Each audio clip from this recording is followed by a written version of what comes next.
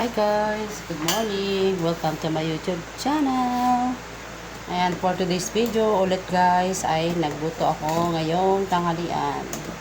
Ito guys ay nilagang baboy. Ayan, pinakuluan ko muna. Pero hugasan ko to guys. Ayan, tanggalin na natin kasi marami na siyang ayan, mga anik-anik. Yan guys, hugasan ko na lang ulit. At isa lang ulit natin dito. Lagyan ko ulit ng tubig. Mainit na tubig to guys. Para madali siyang kumulo. Ayan. Hintayin natin kumulo guys. Ayan guys, kumulo na. Lagyan natin tong sibuyas. And then, lagyan din natin ng asin. Ayan. Isang lang. Kutsara. Saka paminta.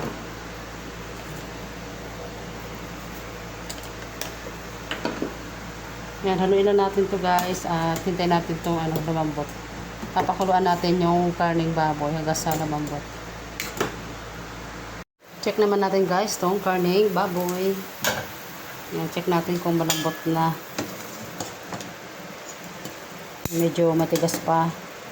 Sapa. Yan. Medyo matigas pa guys, pero maglalagay na ako ng mais. Yan, ito mais para sabay maluto. Ayan. Lagyan na rin natin ng nor beef cubes. Isang buo. Ayan. Hintayin na natin guys itong kumulo. Saka natin takpan. Ayan guys, kumulo na. Takpan na natin. At hintayin natin lumambot itong karneng baboy. Ayan, malambot na guys yung karne. Lagyan ko na itong patatas at saka carrots. Ayan, lagyan na natin ito. Saka luto na rin yung yung mais. Ayan. Tapos hintayin lang natin guys maluto tong carrot saka patatas. Ayan guys, luto na yung gulay. Yung carrot saka patatas. Lagyan na natin ng repolyo.